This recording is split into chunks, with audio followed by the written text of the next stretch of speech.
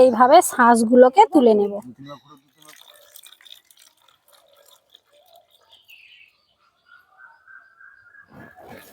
নমস্কার বন্ধুরা, অন্নপূর্ণা হেসেলে সবাইকে অনেক অনেক স্বাগত জানিয়ে আবারও চলে এসেছি একটি নতুন রেসিপি নিয়ে। আচ্ছা, বেশ তো গরম পড়ে গেছে, তাই ভাবলাম তেল মশলা বাদ দিয়ে আজকে একটা শরবতের রেসিপি বানাই। তো আমরা আজকে বানাবো বেলের শরবত। বেলের শরবত আশা করি আপনারা সবাই জানেন, তবে আজকে আমরা যে শরবতটা আপনাদের সঙ্গে শেয়ার করব সেটা একটু অন্য ধরনের। সেটা আমি আজকে দু রকমের শরবত বানাবো, একটা জল দিয়ে আর একটা দুধ দিয়ে। তাহলে আপনারা ভিডিওটা প্রথম থেকে শেষ পর্যন্ত দেখতে থাকুন, আমরা কিভাবে এই বেল বা দুধের শরবতটা বানাই। চলুন তাহলে শুরু করছি আজকের শরবত। বন্ধুরা, আজকে যে আমরা বেলের শরবতটা বানাবো সেটা কিন্তু আমাদের গাছের বেল। যদিও বা বাজারের বেলগুলোও গাছেরই, তবুও নিজের হাতে লাগানো গাছের জিনিস তো খেতে কিন্তু দারুণ লাগবে। চলুন তাহলে আমাদের গাছ থেকে আমরা বেলগুলো পেরে নেব।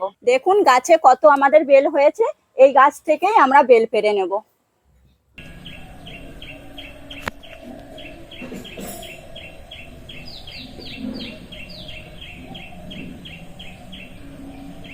দেখুন, বেল পাড়ার জন্য আমরা একটা আঁকশি নিয়েছি, এই আঁকশি দিয়েই বেলটা পেরে নেব।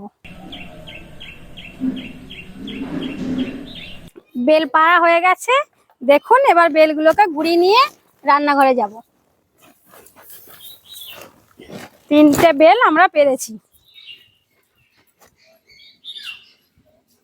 এবার প্রথমে বেলগুলোকে ফাটিয়ে নেব। বেলগুলোকে ফাটানোর জন্য একটা নড়া নিয়ে নিয়েছি, এবার নড়ার সাহায্যে ফাটিয়ে নেব।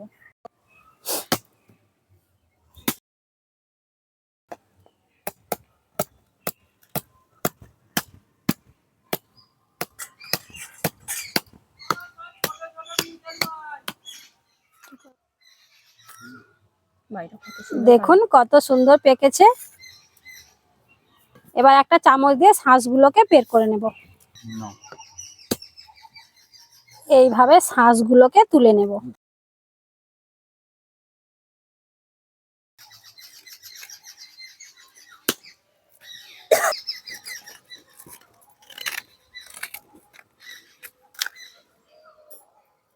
এইভাবে একইভাবে সব বেলগুলো শাঁসগুলোকে তুলে নেব। বন্ধুরা, বেলের শরবত আমরা কিন্তু সবাই বানাতে জানি, তবুও আমাদের ভিডিওটা আপনারা দেখুন, আর কেমন হয়েছে আমাদেরকে কমেন্টে কিন্তু অবশ্যই জানাবেন।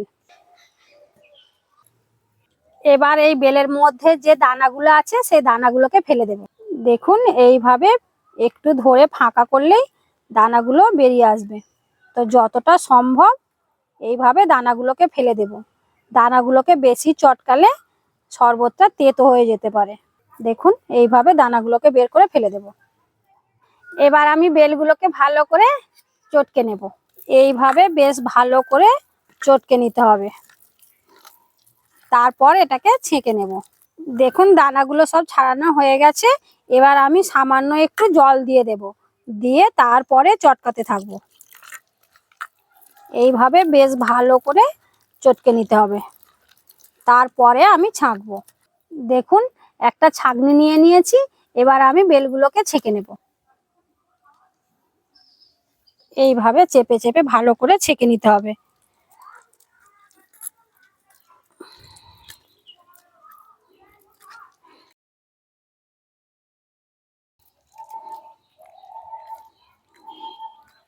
দেখুন ছাঁকার পরে আঁশগুলো আর যে দানাগুলো রয়ে গেছিল আলাদা হয়ে গেছে। এবার এটাকে আমি ফেলে দেব। দেখুন আমাদের গাছের লেবু এবার পেরে নেব। লেবু আর বেল দুটোই কিন্তু আমাদের গাছে। এবার আমি এই বেলটাকে দুভাগে ভাগ করে নেব, একটা জল দিয়ে বানাবো আর একটা দুধ দিয়ে বানাবো। তার জন্য আমি দুটো বাটিতে দুভাগ করে নিচ্ছি। দেখুন বেলটাকে আমি দুভাগ করে নিলাম। এক বাটি বাতাসা। আমি এখানে বাতাসা দিয়ে শরবতটা বানাবো। আপনারা যদি মনে করেন চিনি দিয়ে বানাবেন সেটাও কিন্তু বানাতে পারেন, বা যদি গুড় দিয়ে বানাবে মনে করেন তাও দিতে পারেন। যার যেটা পছন্দ সে সেটা দিয়েই বানাবেন। একটা বাটিতে জল দিচ্ছি।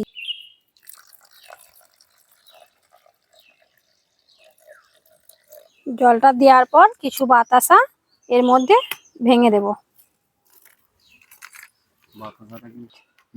বাতাসাটাও আমার কিন্তু গুড়ের, মিষ্টিটা যে যার পছন্দ মতো সেটা দিয়ে নেবেন। এবার আমি একটা চামচ দিয়ে বেশ ভালো করে গুলে নেব। এইভাবে কিছুক্ষণ নাড়াচাড়া করতে থাকবো যাতে করে বাতাসাটা গলে যায়। এবার অন্য বাটিতে দিয়ে দেব দুধ। একইভাবে কিছুটা বাতাসা দুধের মধ্যে দিয়ে দেব। একইভাবে এটাকেও আমি চামচ দিয়ে একটু গুলে নেব। যে বেলের মধ্যে আমি জল দিয়ে দিয়েছিলাম তাতে দিয়ে দেব সামান্য লেবুর রস।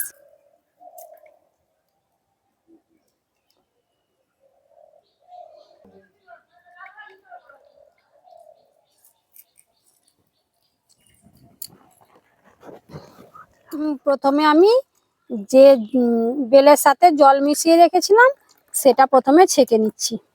আবারও একবার ছেঁকে নিলাম, কারণ কিছু যদি দানা রয়ে যায় মুখে পড়লে ভালো লাগবে না।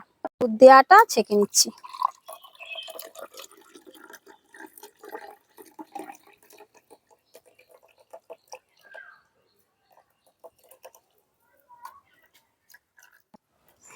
এবার আমি ওই শরবতের মধ্যে বরফের টুকরোগুলো দিয়ে দেব। এই গরমের সময় বরফটা দিলে শরবতটা বেশ ঠান্ডা ঠান্ডা লাগবে আর খেতে খুব আরাম লাগবে এই গরমের সময়। বন্ধুরা, এখানে আমরা 2 রকমের শরবত বানিয়েছি। আপনাদের যেটা ভালো লাগে আপনারা সেটাই বানাবেন আর খেয়ে আমাকে কমেন্টে জানাবেন কেমন হয়েছে।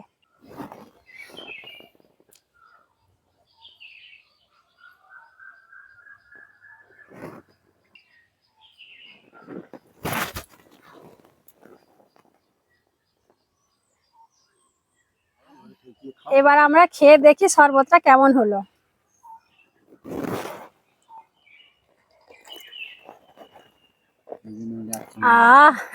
সত্যি খুব সুন্দর হয়েছে। এক কথায় যাকে বলে অসাধারণ হয়েছে। তাহলে ভিডিওটা আমরা এতটুকুই রাখলাম। যদি ভালো লাগে তাহলে একটা অবশ্যই লাইক করে দেবেন। দেখা হচ্ছে পরের ভিডিওতে অন্য কোনো রেসিপি নিয়ে। ধন্যবাদ।